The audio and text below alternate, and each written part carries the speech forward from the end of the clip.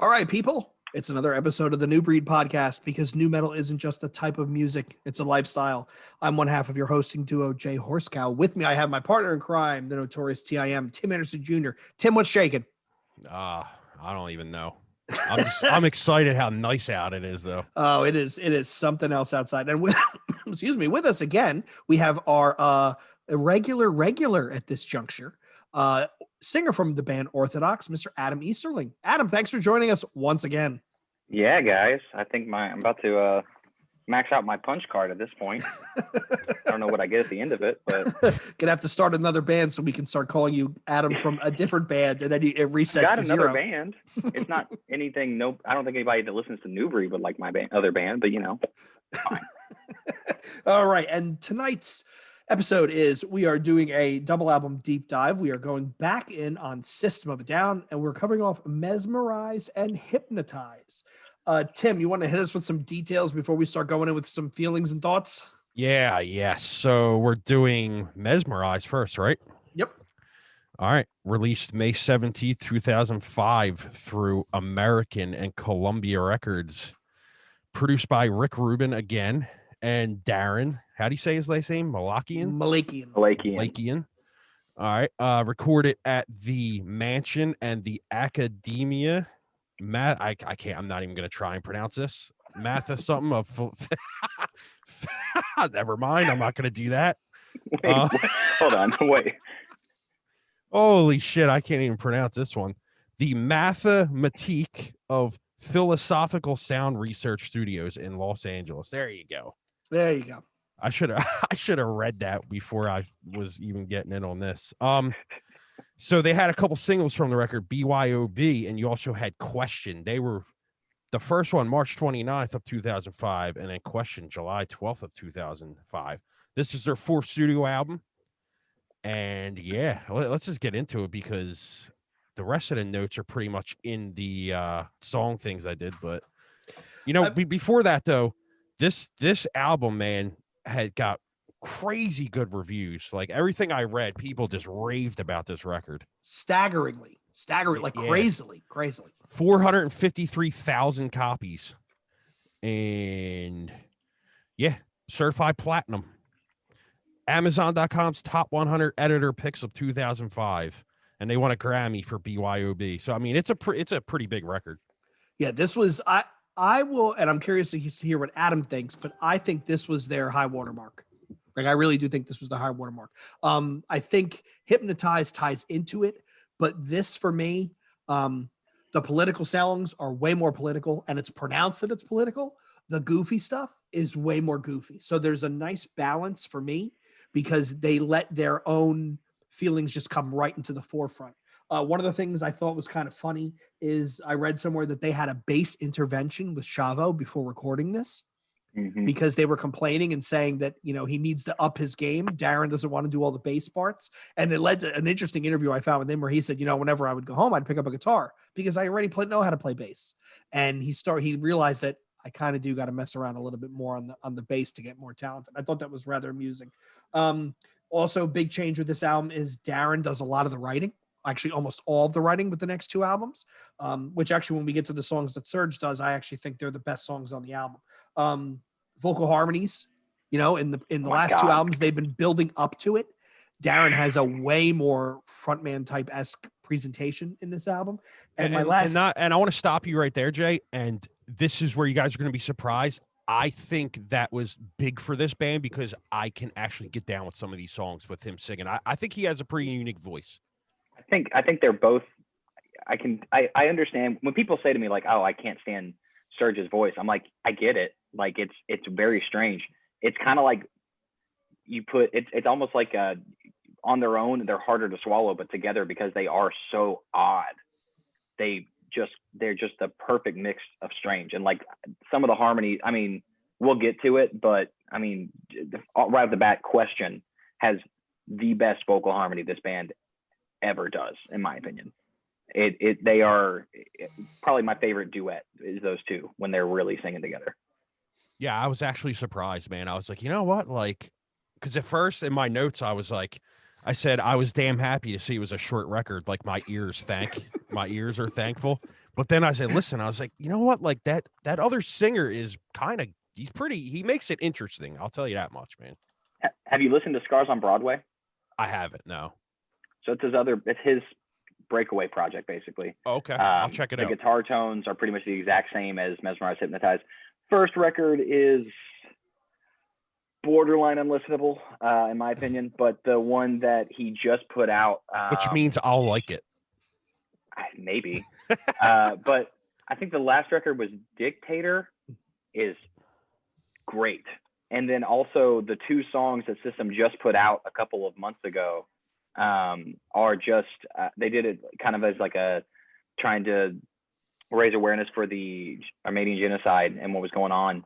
And those two songs are actually Scars on Broadway songs, but Darren wanted to just go ahead and use it for System because the platform was so much bigger and they knew how much more attention they could draw if they used System of a Down as opposed to Scars on Broadway. Good thinking. Mm-hmm. I mean, but I would do it too. Fuck it. Oh yeah. My last note I have here before we dive in is I laughed my whole way through this episode picturing Tim's face listening to it. That was my last note I actually wrote down. Like there's certain songs where I was listening and I'm thinking Tim's just got to be sitting at his desk just with this face just crunched up listening to this going, I can't believe I'm listening to this. I can't believe I'm listening to this. He raises his eyebrows so much that his forehead wrinkles go all the way back to the top of his scalp. Yeah. Pretty much. All right, so let's dive in. So we have the first track is the Soldier Side intro, 1 minute 4 seconds. All my notes have here is this is where the harmony shows up and it's like, hey, we're here. We're harmonizing this album. Get used to it. Yeah. I mean, so I'll go ahead and tease it. The song Soldier Side that concludes Hypnotize, favorite System of a Down song. Wow.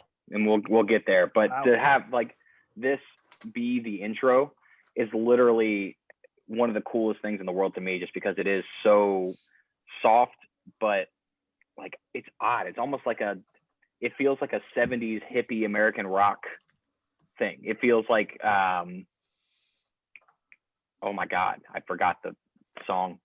The Hotel California. Okay. Is that what it is? Okay. Yeah.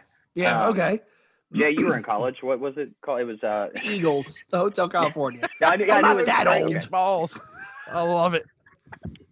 No, but yeah, I mean, it feels almost like that area, and it's cool when you really like you start paying attention. If you go into interviews with Darren about these songs, so much of his vocal melodies and things like that were inspired by bands like the Eagles and such, but also he talks about how he was obsessed with Motown when he was writing these records. Oh yeah, you know what? I did read that in one of the interviews I was reading about. Yeah, you're right. But also I feel like while we're on the intro track, one thing that should be noted is that all of these songs were written and recorded at the same time and were planned to be released as one huge album, but they kind of realized that going through it, 23 songs. They kind of were like, it's hard to put out a 23 song record. So they decided to split it up. And at some point I'll ask you guys what songs you think should be on the other record, because I have a couple of opinions about that too. Yeah, you brought that up. I had that as my note for Hypnotize, that there was an interview with Rick Rubin where he said that after listening to all the songs back to back, he said, I'm actually physically exhausted. And that's where Serge and him realized that with attention spans being the way they are, you're going to kill people, right? If you tried to do 28 songs back to back in this same frenetic style. So that's why they split it. And apparently they had 30 plus songs recorded. Mm-hmm. I think they recorded 27. They could have done a triple album if they wanted to. That's one of the big things that they've been going back and forth about, is people are wanting them to release the unreleased songs from these sessions. They did it for Steal This Album. That was basically, like you said, Adam, before we started recording, that was Toxicity 2. Why not just go for it? The difference with Steal This Album was that Toxicity 2 leaked. And so there's actually the demos of Steal This Album leaked. And then that's why they named it Steal This Album, was because people just took it. And so they actually went in and recorded. Steal This Album is essentially a premium demo album, even though I personally think the guitar tone on Steal This Album is the best that they have in their entire discography. But that is actually what the whole thing with that was, is that Toxicity 2 leaked, and they're like, you're going to have this anyways.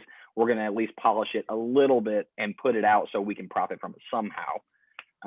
Whereas I don't know the full reasons why they haven't released the unreleased tracks. I don't know if it's because of the disputes within the band in terms of who wrote what and how that was handled in terms of financial game between the members and such. I know that was kind of a thing that Serge said if they wrote a record, he wanted everyone to have an equal share in it. But I mean, if you're Darren Malakian and you're writing all the guitar, you're writing all the lyrics, you're writing the vocal patterns, and you're producing the record, I can kind of understand him being like, hey, I like a little more if I could, you know? Yeah, definitely. But especially, I mean, it's hard for me being in a baby band to look at people who released 2 platinum albums in the same year and be like, oh, you know, yeah, no, he definitely needs his cut. Like he could have done with less, but who am I to say what he does and doesn't need? So regardless, shit ton of songs, released it as double record. Soldier Side intro is a really cool introduction, especially because they do wrap up both with the song Soldier Side. And yeah, I think it also, when I saw them live at, I think 3 songs in, they played Soldier Side. And because these songs, Soldier Side, I knew they weren't going to play that actual song, but they played the intro. I was like, I got chest got a little fluttery and such. And then right after that, as he's playing the outro part where they're just going like, ooh, doing that thing, a guy comes up to him and whispers in his ears and goes, what? And then he goes, turns out the sound system has to be rebooted. And so he got the whole crowd to chant, fuck the system. And then they rebooted the system and took 20 something minutes. It started raining. And then they came back out and he goes, all right, cool, let's try this again. And they just started with BYOB, and it was badass. That's pretty wild. 20 minutes to reboot a system. Jesus Christ. It's like my home PC. Jeez, I shouldn't joke as it bombs itself out. Okay, so let's move ahead to track number 2, BYOB, Bring Your Own Bombs, 4 minutes, 15 seconds. So when I first picked up this album, I had no idea what to expect. I actually bought this physical CD. And when this song came on, my first thought was like, holy shit. And then I started laughing. I mean, I think I like the fact that if you're going to be political, it needs to be not as metaphorical. It needs to be a little bit more overt. And I like the fact that the point they're trying to make in this song, which is truly that we send our blue collar people, right? We send, their line is, why do we send the poor? But we do send people from lower economic strata in this country to fight our wars. And yet the rich people, the Rush Limbaughs, the Donald Trumps, all these other people get to get away from not being drafted or get to, push that off and not have to serve. And it really does point out the inherent hypocrisy in the system itself, where, what's the one line? It's, you feed us lies on the table. You pretend on our protection. You depend on our protection, yet you feed us lies from the tabletop, which I thought was it's a powerful lyric, right? Because it's true. Go over here and fight. How many years have we been? It's 2021. How many years have we been in Afghanistan? How many years have we been in Iraq? And they were talking about this in 2000. Well, they were talking about on six? Steela's album. They were talking about Boom, the song Boom. But I think that was pretty much started the Bush administration on, because they start hinting at like what's coming in 2000 in Toxicity, but the war on terror hadn't started yet because 9/11 happened the week before. The week before it came out, or the week after? It was right around that time, right? Week after, I think, because they released the record. It came out you're right. It came out on the 3rd because it came out right around the same time that Iowa came out. So this and Iowa came out, and then Tim's favorite album, Machine Head Supercharger, came out right at the same time. And then Towers came down. But I think this is stereotypical System of a Down, right? It's kind of schizophrenic. They're all over the place. It's got a bounce to it, but it's still really enjoyable. Yeah, absolutely. I mean, I remember hearing this on the radio, and so basically all I really knew of System of a Down at that point was the song Shimmy from Tony Hawk Pro Skater 4. And, so I hear that like crazy shrill, why they always send the 4 from Darren. And I remember kind of only liking it because in my head I was like, that was awful. That sounded so bad. Because 102.9 The Buzz here in Nashville, all it was is like that's the metal and rock station. But at that time, it was the closest thing comparable to that on our station was Hawthorne Heights, and that was like the Pretty Screaming and stuff. And aside from that, same rotation was only from Nine Inch Nails and Thursday and just bands like that. And so to hear that come on, I was like, this is bonkers. And it took me a little while before I finally heard it again. And they said, oh, this is System of a Down. I was like, oh my gosh, that's the band from this. And I remember thinking they look nowhere near like I thought they looked, because the song Shimmy made me think that Serj Tankian was some 6'4", 250-pound juggernaut guy. But that I remember the first time I heard this and was just obsessed immediately. And then, of course, this is also the song that I don't remember what late night television show they went on, but Darren Malakian said, "Where the fuck are you?" live on television. Was it Conan? It probably has to be Conan. I think it was Conan. Has to be. But yeah, the part where they said the blast off is party time and where the fuck are you? And then the whole next part is where the fuck are you? Where the fuck are you? He kept doing it, even though they told him like, please don't do that. So by the third time they started censoring it, but you can find a clip where he actually does it. And I'm pretty sure it was calculated because the band doesn't flinch. Oh, absolutely. So. Oh, it absolutely was. Planned. Oh, yeah. It's like when Rage Against the Machine played Saturday Night Live and they didn't come out for this. They basically threw them all out of the studio after they played one song. What? You don't remember that story? Yeah, they played no. Rage Against the Machine right after Evil Empire comes out. They go into Saturday Night Live. They appear the same time as Steve Forbes, that billionaire guy who tried to run for president. Oh my God. They came out. They hung the American flag upside down off the amps, which, most people don't know. That is a military signal. That is a sign for distress. If you ever hang our American flag upside down, that is a sign of distress. Like it's like a what's it called when their boat is capsizing? SOS. Yeah. It's basically what it is. They played one song and they were escorted from the building, which is why if you go back and watch the rebroadcast of that episode, at the end when they have everybody out on stage waving, they're nowhere to be found. What was the one song? A Bulls on Parade. It was the big song. But if you watch it, they should have played Rodeo. It's one of the, they were great live. I saw that tour twice, but it was a great performance. But yeah, they were escorted out, never to come back. Tim, what were your thoughts of this? BYOB. So when it first came on, I was like, oh, I know this song, because when I bartended, it was people would play on the jukebox literally every 3 seconds. But I'll tell you what, like the verse parts, I'm like, but that chorus is fucking catchy. I can't lie, dude. That's a very catchy chorus, and I found myself like kind of bobbing to it, and I was like, whoa, what am I doing here? But dude, the little Martha, it's a cool riff, man. It is very catchy. I can't lie at all. What's like the first two records, I'm just like, but there's some bangers on these records. I'm not even. This is them hitting their high note. What's the name? There's a word where when you say like la la la la la, what is the name of that? It's like when you said the word like boom or bang or it's onomatopoeia.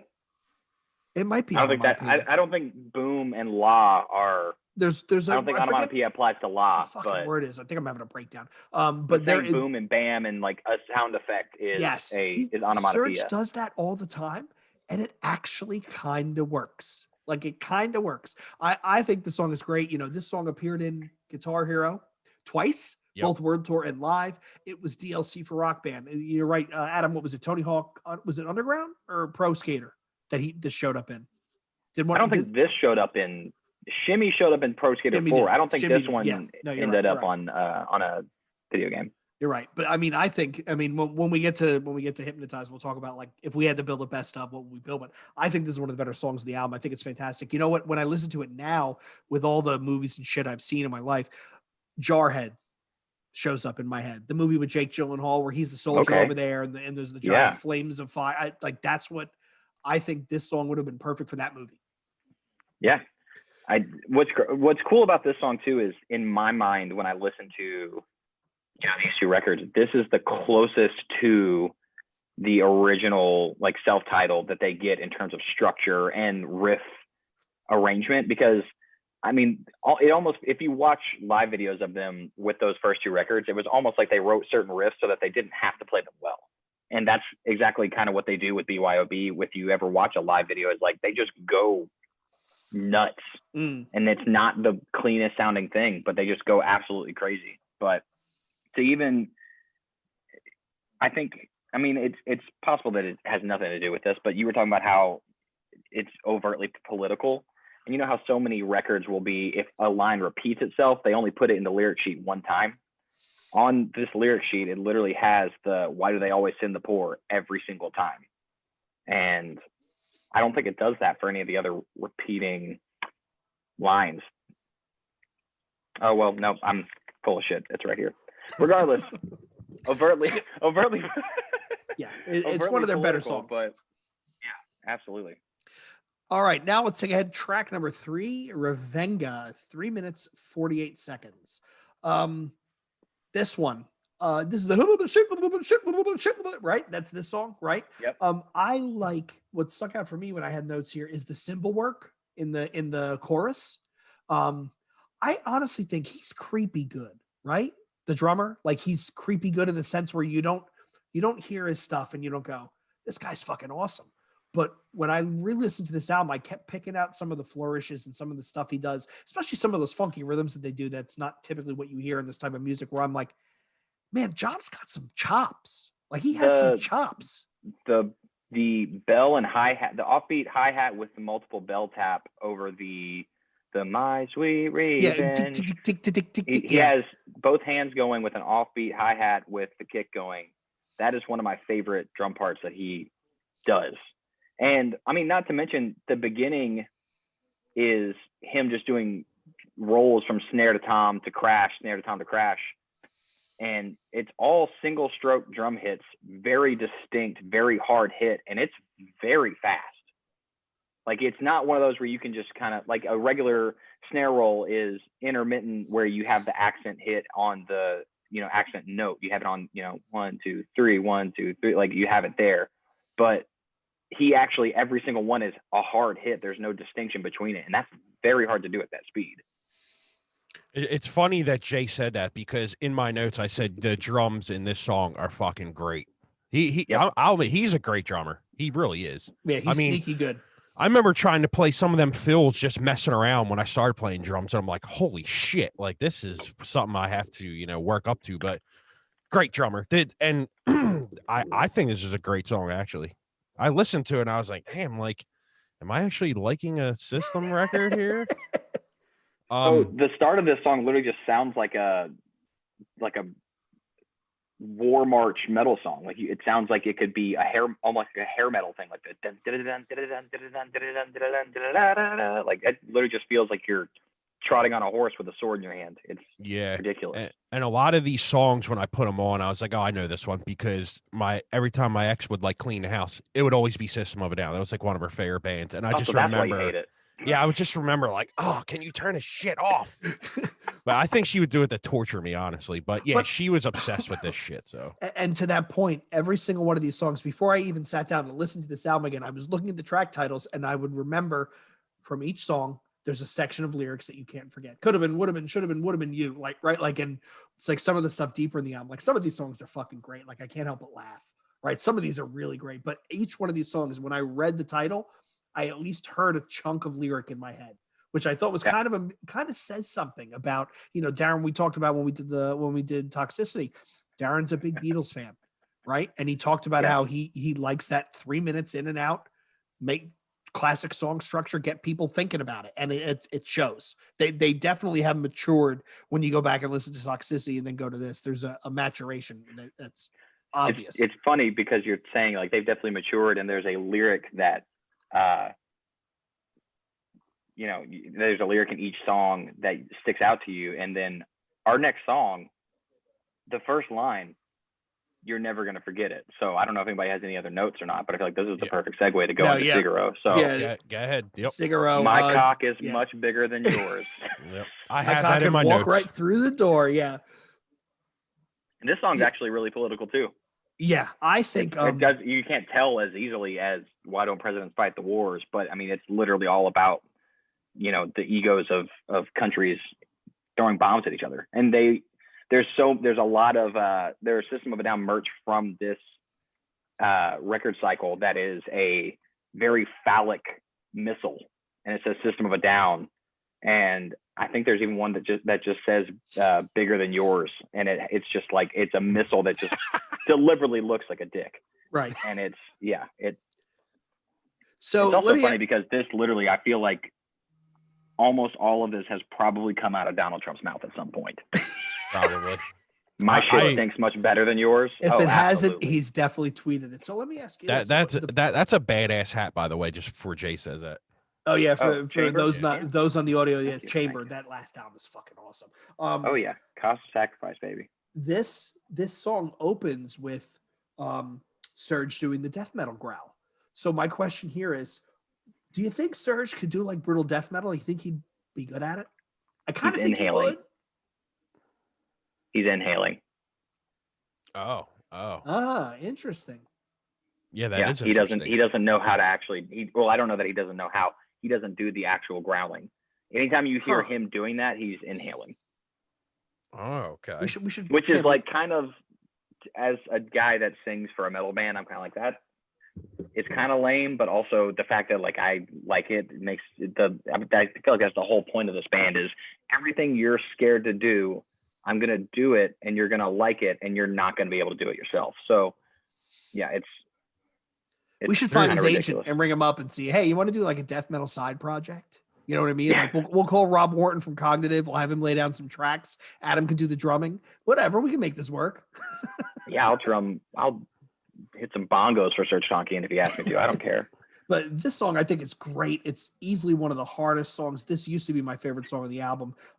It's very System of a Down, and yet at the same time, very catchy.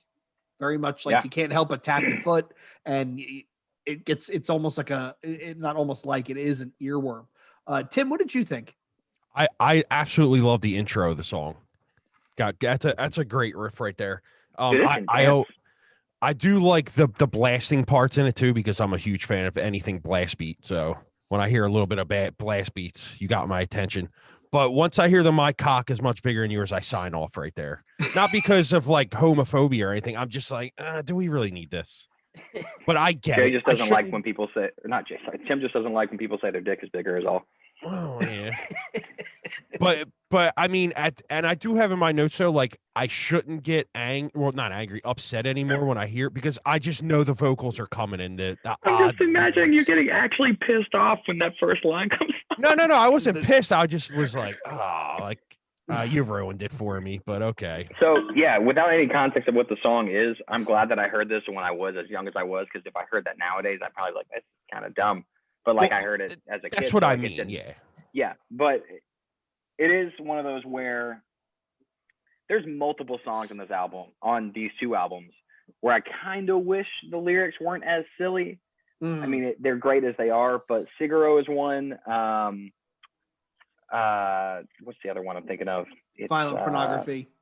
Not violent. Well, that one's good too, but I mean, musically, it's Vicinity of Obscenity on Hypnotize. Later we'll get to.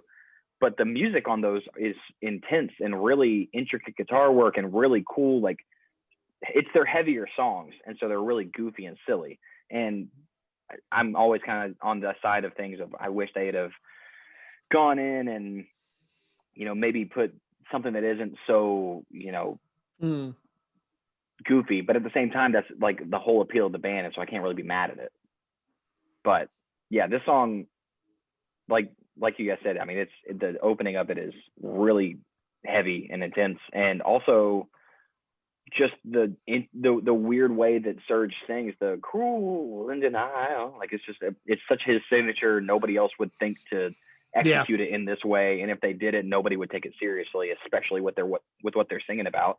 And they sold a platinum record for it, and it's not a spoof. It is that's just who they are. I wrote down in here, like in between the music or in the song, there's like, it's like circus music to me though. It's just goofy as hell. Yep.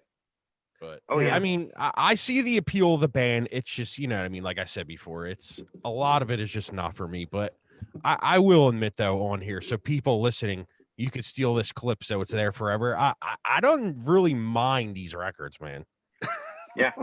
I gotta clip that and use that as a drop. Yeah. So let's move ahead to I think the worst song on this album.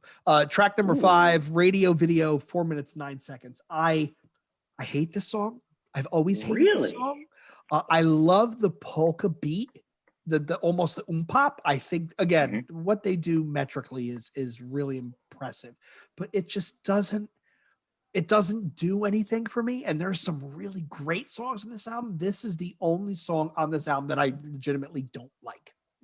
I was gonna say too, before you go, Adam, I kind of feel like you get more of like, maybe I'm wrong because I don't listen to this kind of music, but like, do we get like a more of a traditional Armenian sound in these records?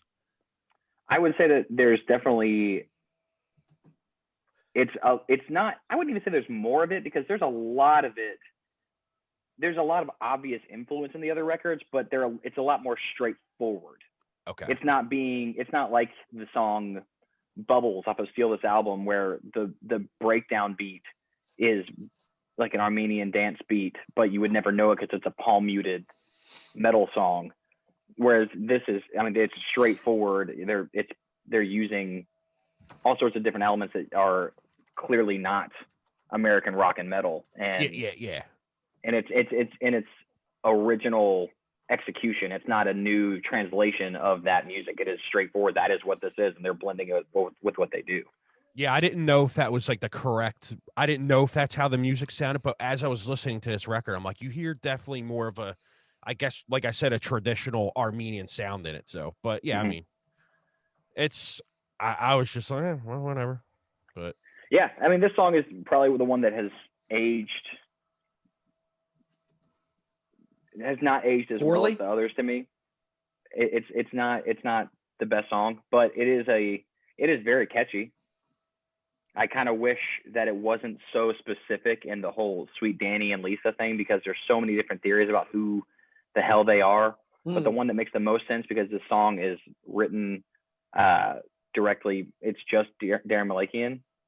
I think he said in an interview somewhere that, and this is just top of my head what I remember seeing, and it may not have even been his interview, but from what I remember, he did an interview where he said that it was about his watching old home movies of his cousins, Danny and Lisa, and how he had been out of touch with his family, that part of his family, for so long. And so he wrote a song about how he missed the days where it was easy and everyone was just kids.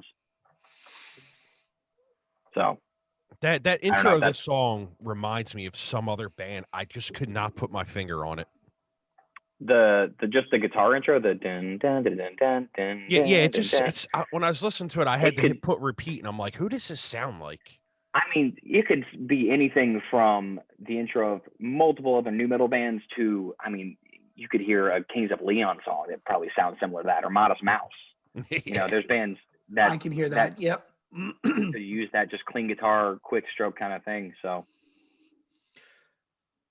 okay, so it sounds like we've all kind of got the same feeling, where it's not a bad song, but Adam said it best, where it doesn't hold up well. They come back pretty hard with the next one though. Yeah. So next song, track number 6, 2 minutes and 8 seconds. This cocaine makes me feel like I'm on the song. So I'm going to start us off. I've never done cocaine ever. If I was going to do a drug, cocaine was my first choice. MDMA would be my second. This song is really what I think being on cocaine feels like, because he is going 9,000 miles an hour. The lyrics, I mean, again, Gonorrhea Gorgonzola, right? Single files or clean feedings.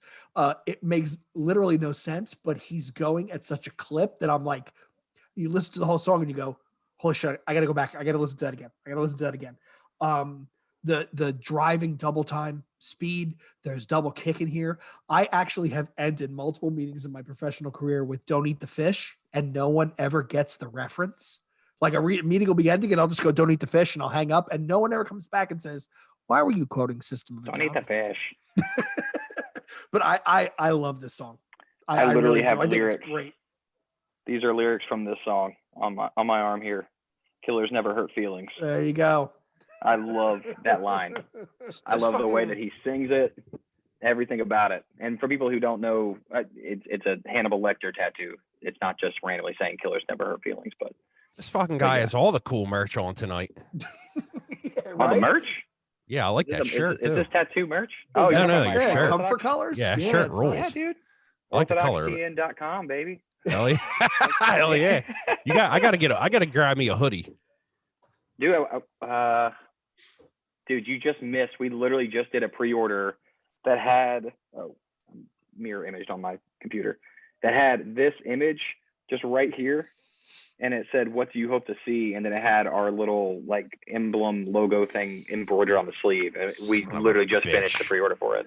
How did I not see this on the Instagram? I don't know. I posted about it. It's all those porn stars you follow. They fill up your feed. I know. God, you gotta build, dude. You gotta build an alt for that. I gotta say, well, let's get a little bit off topic. The aesthetic you guys have in Orthodox is infinitely unique, and it's classy, and that's the best word I could think to use to describe it. Right? Because it's not like Code Orange has a very much their own aesthetic, right? Hatebreed has their own aesthetic. All those bands have their own aesthetic. You guys, it's very clean.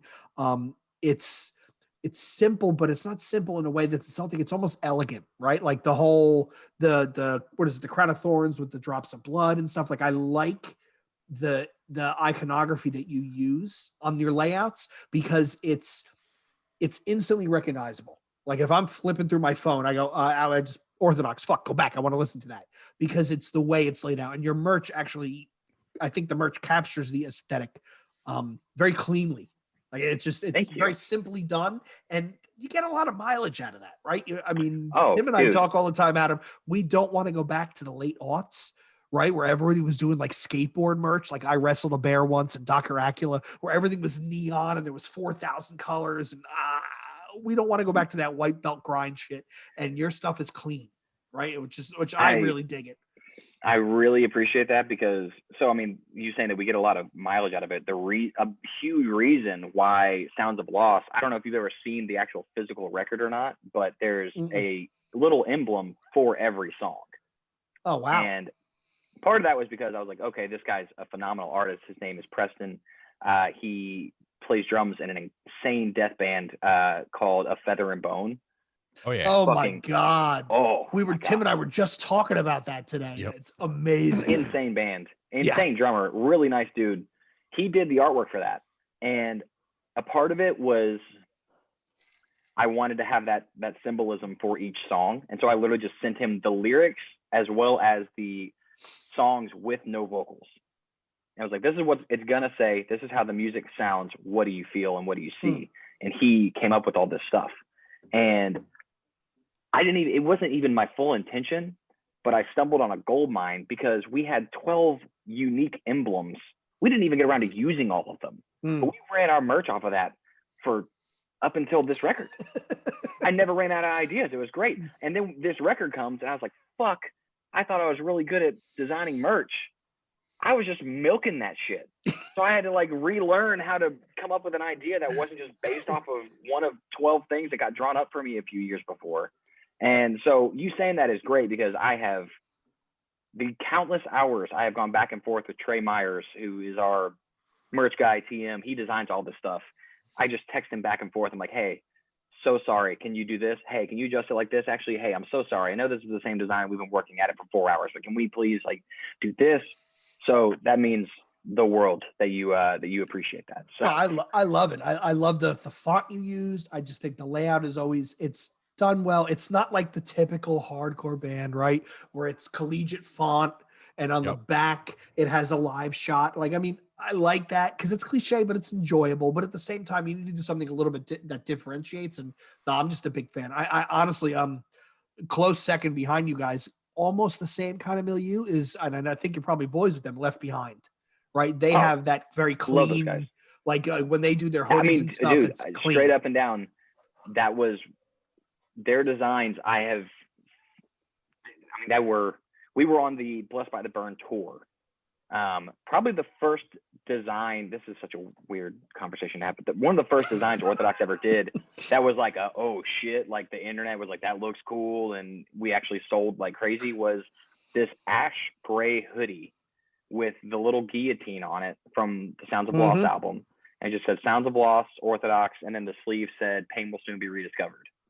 The reason I went with that was because Zach Hatfield sent me pictures of their merch. I was like, fuck, we got to do something better because it was touring insane. with these guys. Yeah. This was the year that they came out with the red champion hoodie that just said Blessed by the Burn in white embroidery that they sold like, I don't want to just put a number on something. They moved a lot of those. I'm pretty sure they sold close to 1,000 of those. Would not be surprising. Not 1,000, but at least 500. They sold out at the show I was at quick. They sold out at the show, and then they put them online, and they were gone. Like they were up to like 300 in a day. And this is all while they had another hoodie that was just black and had the little devil guy and just said Left Behind real small. And I was like, God, I mean, no wonder nobody's buying any shit from us. They're just they have too many choices over there. That's my favorite kind of merch. Like this one right here. That's my favorite kind of merch. Yeah. Just that's small, easy shit. Yeah. I don't need anything crazy. You know? Yeah. So now that I've totally derailed this entire System of a Down conversation. Yeah, Jesus Christ. So what are we we're talking about this cocaine. I feel like I'm on this song. Yeah. Right. Listen, I want to tell you guys something. I'm here to tell you, and I'm not proud of this. I have done cocaine, and it does not make you feel like you think it does. You don't jump off the walls. I'm just telling you that. So, well, I jump off the walls normally. I just think I'd get even worse, and my heart would just eventually explode. If it's anything like when I drink a large Starbucks, it's got to be awesome. If it's anything like when I drink a large Starbucks, it's got to be awesome. Yeah, it's not like people say. What are your thoughts? That's a bummer. Adam, what were your thoughts on this? That's a bummer. Yeah, I mean, geez, what am I gonna do now? This song is one of my favorites musically. I love how you come out of the soft ending of with Danny and Lisa, like the ring out thing they do at the end of Radio Video, and then it just comes right in with like I have talked to the Orthodox guys. I mean, we've covered Prison Song, we've covered Shimmy, we've covered Sweet Pea. I'm like, look, it doesn't make sense, but I want to cover this Cocaine Makes You Feel Like I'm on this song because of that intro, like just through the like it's just so good, and the fact that it's just so catchy. Just the beginning of that is such a huge opening. And then Serge comes in with the things that only he can do. He's going as fast as all these nu metal singers that try to rap over their songs and sound terrible, but he's just doing it deliberately sounding nuts, following melodies that I couldn't sing. And then also conceptualizing these melodies is also unreal, but doing that all on one breath, because you can tell when someone's having, I mean, Rick Rubin may be able to piece it together where you can't tell, but most of the time you can kind of hear that slight separation when someone's like, okay, I'm out of breath at this word, so we're going to track it to here, and then we're going to come back in with that word, and I'm going to finish it out. I never hear any sort of moment in this song where I'm like, oh, he did that on two takes. It's all one take, and it's long, and it's a lot of words, and that takes a lot of control. And so it's just impressive all the way through. And not to mention, he gets to the part where he does the Gonorrhea Gorgonzola. Like, my voice doesn't even go that high. No. And he harmonizes it. Also, he's beatboxing in the beginning, which is just so funny.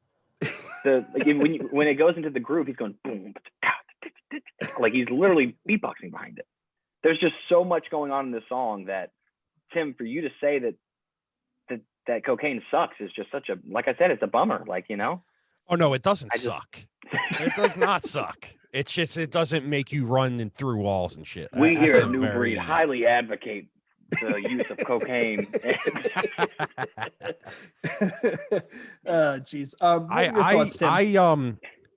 I in my notes, this was my favorite song on the record as of listening to it. Like at this point, it was my favorite song on the record. But then it has like that chorus where it's just like Sesame Street sound and shit. And I'm just like, come on, man. Like, why you got to ruin the best riffs on the record for me? Because I do think this song has the best riffs on the record. But there's just something about that chorus part where I'm just like, that's where it ruins chorus it for part? me. The killers never really that part, or the part where he's like, I can't see your soul through your eyes. Like no, the other one. The other one. Okay. So the part that I have tattooed on me. Great. Okay, cool. Yeah. It's just not. It's just one of them things where I'll just like the riffing in the song's real heavy. It's good, and then it does that goofy it does that Ace Ventura stuff, and I'm just like, oh man. But I get that, but also you got to think about where they're coming from and their influence, and tell me that doesn't sound like OG punk music, like before it got like anarchist and like. I don't want to give names because I've not listened too much to that genre, but Ramones and bands like that, where they did the like drony sounding, like like that kind of stuff. Like that's where I think that comes from. Because I mean, Serge is, in his 50s at this point, so he was definitely around for that.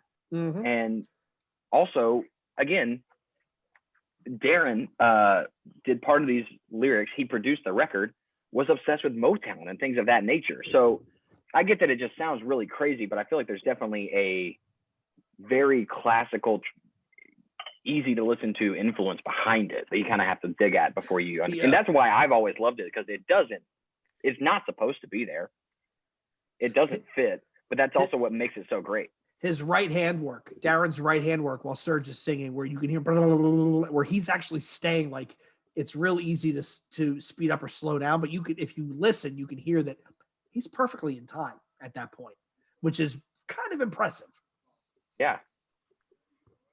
All right, let's move on to another fun song. We're going to have, drum roll please, track number 7, Violent Pornography, 3 minutes, 31 seconds. Adam, thoughts? Dude, I loved this when I was a teenager and had a MySpace, because it talked about people fucking pretty deliberately, and I was not supposed to listen to that. Like everybody living out, everybody fucks. I'm like, yeah, one day we're gonna get there. But no, this song is one that I don't listen to much anymore, because it was the song that was so hilarious but catchy that your friends that had no idea who this band was somehow had an MP3 from LimeWire of this song. I mean, if this came out today, it would be a TikTok sensation. Yeah. I mean, that's what this song is for back then, basically. And so I've just heard it so many times, and I think the amount of times that I've heard it mixed with the fact that I'm literally reading the lyrics right now, and I don't see that many words. Like, I see a lot of words, but they're all the same. Mm-hmm. So it's like you hear this song this many times over this many years, and it's the same exact words over and over and over again. It hasn't aged that well with me, but it's still it holds its place. I can't tell you the amount of times that I've been driving or just doing something irrelevant to the song entirely, and I'm just pissed off because I can't stop going, everybody listen now, everybody. Like, it just gets stuck. My note here was, again, I quote this song all the time. Rob will tell you, Tim, our Adam, a mutual friend of ours, Rob, I'll text him and I'll go, it's a nonstop disco. And he'll reply with, what? And I'll reply with, bet you it's the Bisco. What? And then I'll call him up and he'll go, what are you talking about? And I'll just go, bet you didn't know.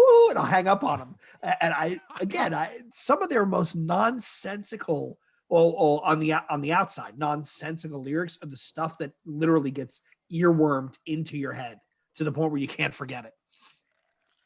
Yeah. I'll tell you what, I like the choking chicks and sodomy lyrics. Well, at that point, they're making an analogy to TV, right? Right, Adam? Like, in how like our culture this is kind of okay. Yeah, I mean, they said the kind of shit you get on your TV, and then the song ends in "Can you say brainwashing?" I will say I do love how brain, like I love that. I mean, and that doesn't get old to me, but this is another track with great drumming in it, by the way. Yeah, absolutely. Yep. a lot of good hi-hat work in that song. Yeah, God bless Johnny. So next we have track number 8, 3 minutes 20 seconds. Question, which I think is the best song on the album. I as well. I back that. I watched the live video of them playing this live, where Serge is sitting down with an acoustic guitar, and that riff is not an easy riff, I would think. I don't play guitar, but it doesn't look like it's easy.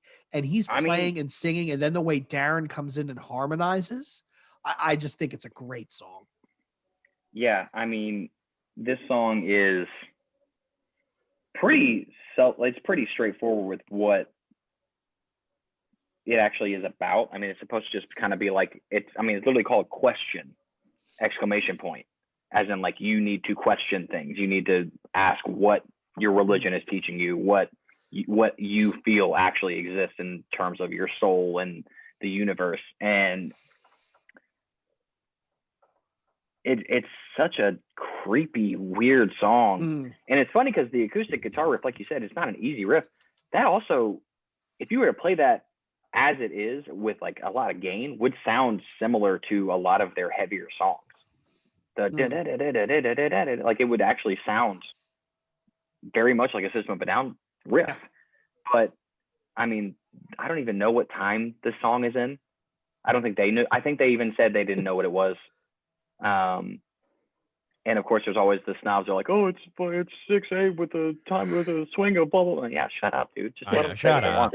But the other thing that I think that maybe what all of us were catching subconsciously is this is the only song on this album not explicitly written by Darren Malakian himself. Serge actually has co-writing credit on this song. It's the only song on this album where he gets co-writing credit on the music. Okay. Music by music. Lyrics is actually just Serge lyrics. Yeah, but this is the only song where Darren didn't write all the music, and I think that kind of shows, because even if you think about the song, Serge takes more of the lead singer role, and Darren takes more of the backup harmony. Yeah, and this song has, I mean, the chorus of this is just, it's beautiful. It's a truly beautiful song, and the fact that what's crazy about it is that you look at their other songs like Aerials and Toxicity, where they, even Chop Suey, they had orchestral elements and they're very forward in the mix. There's not really that in this song. This is the prettiest song I think the band has. And a lot of that has to do with the fact that Darren and Serge are teaming up on the vocals, and it's every bit of the execution on this song is incredible. From the bass riff, the bum bum bum bum bum bum bum bum bum boom boom boom boom boom bum bum bum bum bum bum bum bum, like that's great. The acoustic guitar is really pretty. The fact that they're able to blend the soft acoustic with the very aggressive da da da da da da da, like that's awesome. And then vocally, Serge goes on. He does a super long yell, like a very long raspy he holds yell that. That he wraps up with a falsetto. Like he does a long, like going to the point where I can't even hold my breath that long. And then he ends it finding the note in a high end of his voice with no rasp at all. And then, of course, it comes right back with one more. Da, da, da, da, da, da, da, da, da, da. Funny story, I actually scared the shit out of my dad with that because 102.9 The Buzz was on the radio, and that was playing. I was like, oh, yeah, I really like this band. And my dad was like, oh, that's really pretty, because it was just the very end of, like, before that. And he's like, oh, that was great. And we're driving on the interstate, and that last like like comes on, and he literally jerks the wheel a little bit because it just startled him so much. And you saw them tour off this album, right, Adam? You saw them tour off this album? No, I wish. I saw them for the first time 2019. Ah, okay. Wow. God, I wish. No, I never. I mean, I was, what was this, 2005? I was 12 years old. So. Tim, when you did your research for the tours show we're going to do you remember who they toured with this? Did you come across these guys? I'm curious to see who they like who opened, like who did they go out with?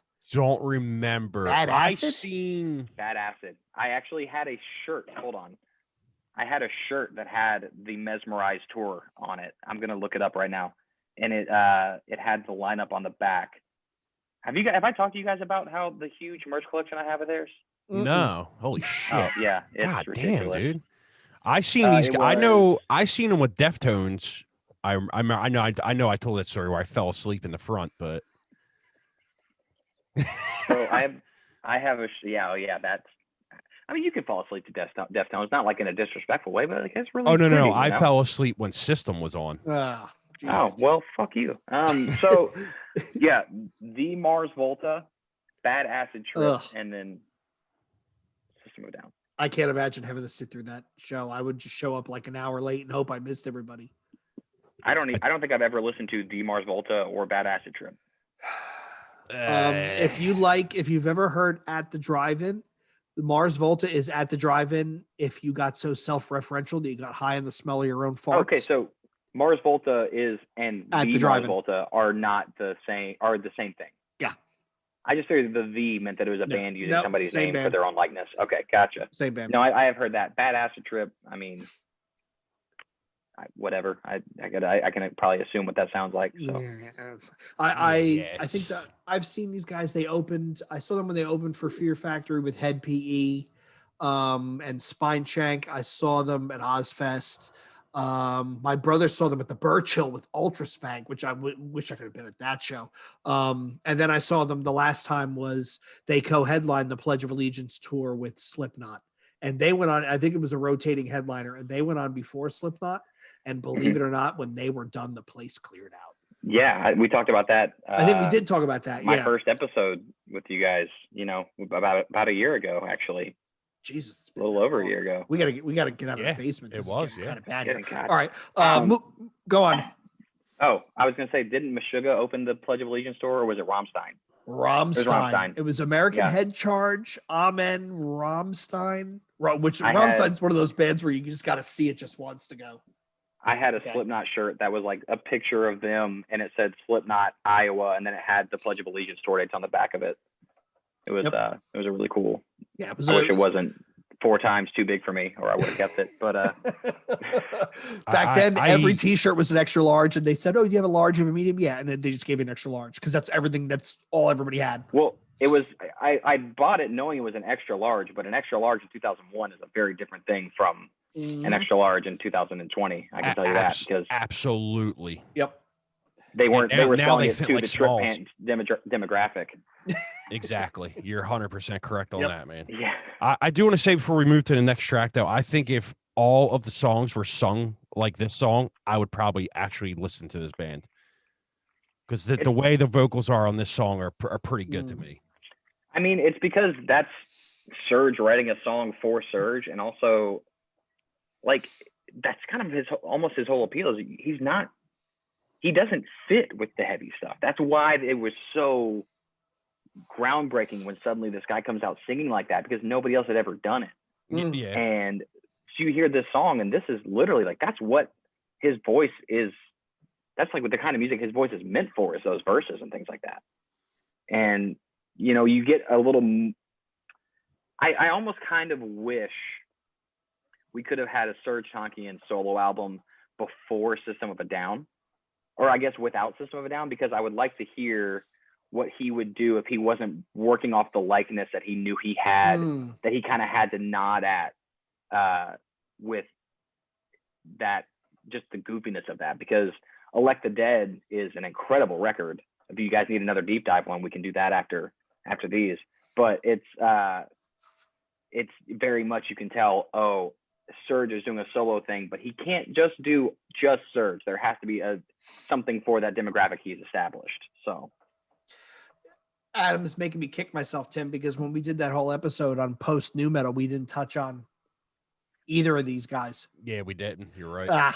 Damn it. We also missed Puya on the international metal episode. I'm still kicking myself for that too. Yeah. All right, so let's move it along to next song we have is a track at number 9, Sad Statue, 3 minutes, 25 seconds. The only words I wrote down is for a song that starts out so heavy, it's actually beautiful. Yeah. I mean, I love the chorus. I mean, I think it works. It works for me. What do you think, Tim? Yeah, this is a decent track as well. I kind of fall off after this. I know there's only 2 songs left, but I definitely fall off right after this one. It's just, this is the kind of System of a Down where it just starts getting to me where I just don't like it at all. But this, like you said, this track is, it's not bad. There's something about this band where they just write cool chorus riffs most of the time. But then, like I said, them vocals come in and it just, you know what I mean? Yeah. But I can't not say there's not talent in this band, because there is extreme talent in this band. Oh, they're sickeningly talented. Yeah. Absolutely. What are your thoughts, Adam? One of my favorite lyrics of this record is "Forgiveness is the ultimate sacrifice." I mean, that's off of this song, and it's the chorus of this is beautiful. It is a really odd song. I almost wonder, Tim, do you think you'd like it more if it came before Question? Because it's hard to go from that song where you're saying like I would listen to this band regularly if they sang like that all the time, to go right back to Sad Statue, which is is right in line with the rest of the record. Yeah, but maybe you're making a good point in that you get the high point and then it goes back to the low point of what I don't. Yeah, the sequencing threw it off. Saying. Yeah, yeah. You know, kind of like maybe. Yeah, because I mean, you go from Question could have been the ender if you wanted to keep it on this record. That was kind of why I wanted to ask what you got, if there was anything you guys would switch, because I think Question should be on Hypnotize personally, but I would swap Question with either Ufig or Vicinity of a City, or She's Like Heroin, but I think Question leading into Lonely Day into Soldier Side would have been a better ending than She's Like Heroin into Lonely Day into Soldier Side. But I would maybe, I don't know if I would get rid of this song. I'd get rid of Radio Video. I'd get rid of Old School Hollywood. I'd swap in Vicinity of Obscenity. I might swap in Ufig. And I would probably swap in Dreaming. And that would be one hell of a banger album. Instead, I kind of feel, when we get to Hypnotize to talk about it, I kind of feel like they kind of spread the peanut butter a little bit too thin across the two albums. You know what I mean? There was a little bit of a reach where maybe they could have just cut it back to one. But how do artists do that, right? Like, what do you think about double disc albums that are successful, right? I think the one that always jumps out to me, Adam, is The Wall, which I believe sets the bar for this is what a band can do with 2 discs. And I just think that's a really high bar to try and top. I think a part of the reason why it happened that way is because they had 2 records, so they needed 4 singles. And you can't just do 3-on-1 or 1-on-1. And so they're like, okay, we're going to put BYOB, Question, and then they put out Hypnotize and Lonely Day. And I think there might have been a 5th, but it wasn't like a radio single. It was just they put it on rotation for press. It wasn't like a nationwide radio single, but I think that had something to do with it, because Hypnotize to me has so much more of a calm, ominous demeanor that Question fits more on that record. Because I mean, there's not another song on Mezmerize that is anything like Question, but on Hypnotize you have the song Hypnotize, you have Holy Mountains, Lonely Day, Soldier Side.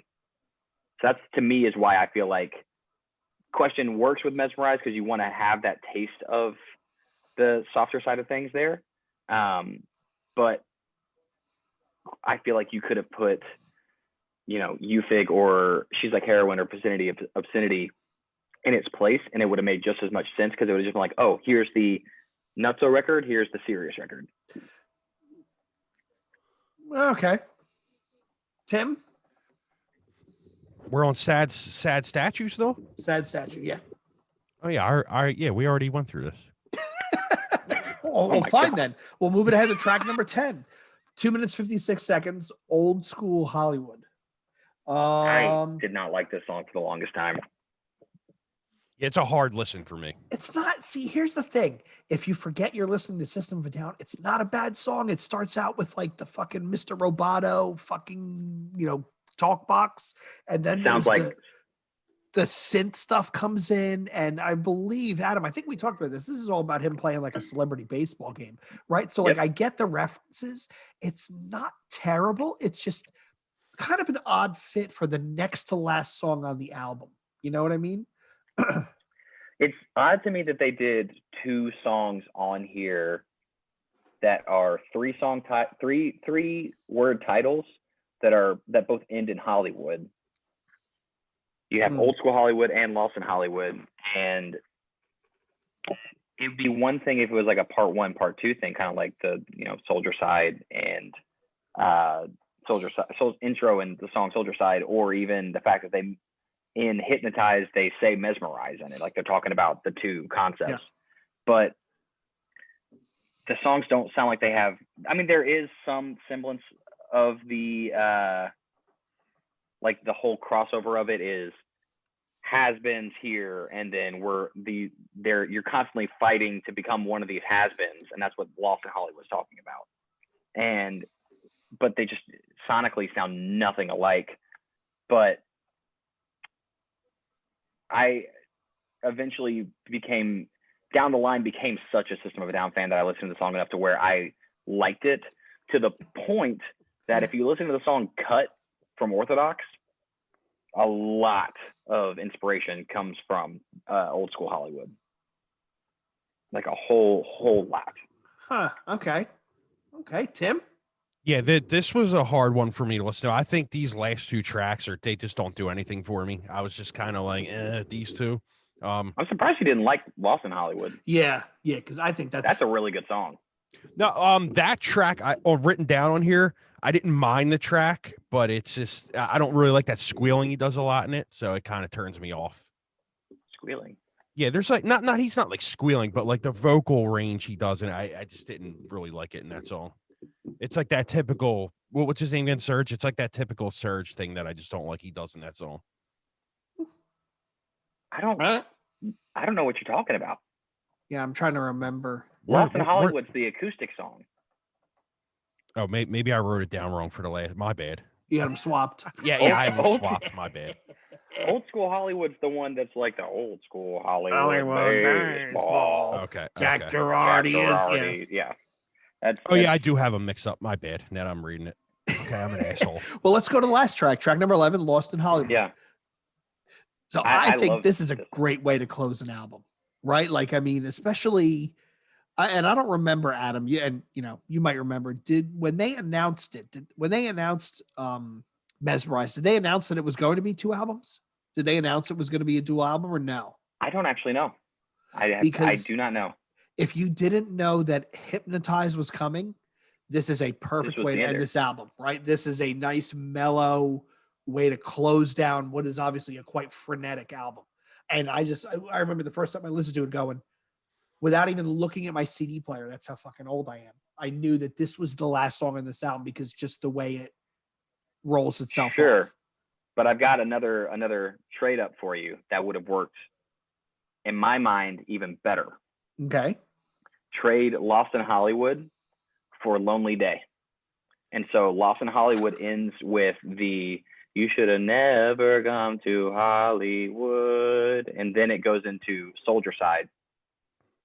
So then you not only separate your 2 Hollywood tracks so that the second to last song on both records are referencing each other, your first song on the first record and your last song on the second record are referencing each other. So that's back to back. And then also Lonely Day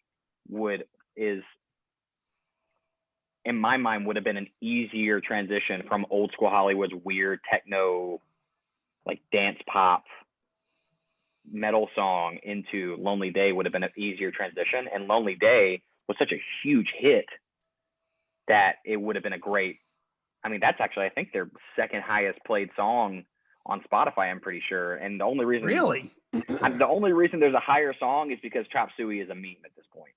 So, but yeah, like it's I think you could have swapped Lost in Hollywood and Lonely Day. And again, I think that's because they needed 2 singles on each record. That might be a thing. I could be completely wrong. That's just me speculating, but I think you could have separated those songs and carried the themes over, and Probably it would have right. worked just as well. Because the only song I think you could follow Lost in Hollywood with would be either Soldier Side or Lonely Day. But also, you could switch on this record, Lost in Hollywood and Question, and imagine ending this record on da da da da da da da da da da da. Oh, it would have been perfect. That would have made it one of those albums where you hit the end and you go right back to the beginning and just start again. I did look it up, Adam. You are right. So Lonely Day has a total of 223 million streams on Spotify. Track number 5, ranked 5th for them. Chop Suey is first, Toxicity, BYOB Ariel's Lonely Day. And then rounding out the top 10 is Protect the Land, Sugar, Hypnotize, Radio, Jesus, and Atwa. Really? Atwa? Atwa is track number, their 10th most popular with 70 million streams, it appears. If I'm reading this correctly. That doesn't, wait a minute, the calculation doesn't sound right. Well, so the way that Spotify works is that it's top 5. The numbers themselves aren't always reflective. It's more so the top 10 of what has been streaming the most recently. Okay. So the numbers sometimes aren't the same in terms of, or aren't numeric in terms of how like one may have more streams than the other, but the other's been played more recently. 10 million monthly listeners, over 10 million monthly listeners. Wow. That is fucking you know what's crazy? Look up Korn, look up Slipknot, look up bands that are frequently touring right now, that are still on the radio right now. 5-6 million. Jesus, Korn has 5 million average monthly listeners. And, you know, they're still putting out records that do really well. Jesus, and the number 2 on this is Coming Undone. Oh, yeah. Oh my God, some of this is bad. All right. So let's final thoughts on Mezmerize. I'll start. I really enjoy this. I think this is their most mature recording. I think that they expertly combine all their influences and stuff in ways that, while they'd be easy to pigeonhole as they're this Armenian such and such band, they always do this on every album, they still take it in a new direction. Maybe it's because Darren makes such a big pronounced play to be a bigger part of the equation, but I still think this is a great album. I really do. Tim, what were your final thoughts before we go over to Adam? So I figured out the squeal thing. I went to my next page of notes. I was looking down when you guys were talking, and I figured out the squeal thing. I wrote on there in my notes for the record that I kind of wish, like, the other dude singing, it's a guitar player, right? Yeah. Darren, I kind of wish like he was the only singer for this band, because I would definitely dig these songs way more. And the squeal thing came in. I just don't like that squealy stuff that Serge does. So that's where that came from, because I went to the other page and I was like, oh, duh, there we go. So I must have been like typing this as I was doing something else and then like wrote it in there as well. So, but yeah, I mean, like Jay said, I think upon listening to it, it was one of the better records I heard from them. I mean, I think Toxicity has some banger tracks on it, like I said, but this one definitely, if I had to listen to a record, it would probably be the next one. I'm going to just say that now. Yeah, I think, Jay, you saying that this is their most mature, I would say it's the most mature to this point. But I think that Hypnotize is, I mean, granted, it's all the same record when it really comes down to it. The album art itself is literally interlocking to where you can make it all be one big piece. Yeah. Like the whole thing is, it's one big record just split into two. So it's all an accumulative work. It all came out in the same year. But in terms of the collection of like the track lists from one to the other, I think Hypnotize is they're more mature. But Mezmerize as an album is a very strange step from Toxicity and Steal This Album, because it went from the self-title, which was this chaos, unprecedented music, to Toxicity, which was the polished, more structured version of that chaos with better production and a little more honing in on the craft. Steal This Album was the Hypnotize to Toxicity. It was the B-sides that didn't get released, and they went in and, made those a little better. And those, I personally think Steal This album has some of the heaviest stuff the band's ever done. And then you step into these songs where they're not heavy. Like the majority of the songs are just not heavy. You're listening to a rock band most of the time. You know, like BYOB is heavy, Cigarro is heavy, This Cocaine is heavy. But I mean, but then again, Adam, I might argue that, because when I look at Hypnotize, right? Like Kill Rock and Roll, Hypnotize, She's Like Heroin, Lonely Day, like those are to me not some of their heavier songs. Like Attack is heavy, Dreaming is heavy. I don't know if I would say that Hypnotize is heavier than Mezmerize. You think so? No. I'm not saying that it is. I'm saying that this is such a weird step from their earlier discography, that for them to go to shamelessly jump into, we're going to write mainstream songs now, but we're going to make them esoteric in the same way it's the same. They're basically taking all the stuff that the rock bands and metal bands were doing, that they had to do this formula, and they're like, all right, cool, we're going to do this, but we're going to do whatever the fuck we want over it. And we're still going to be a bigger band than you 15 years after it comes out. Just kind of bonkers. Kind of bonkers. That's crazy. All right, everybody. I don't think, Tim, do we plan on splitting this episode, or are we just going to roll right in? No, we're going to split it. Oh, okay. Well, in that point, I got this. I gotta make a refill. So then follow us on Instagram, newbreed_podcast, Twitter, newbreed_podcast. Find us on the New Metal Reddit page. Let's argue about this album. Love to argue about this album.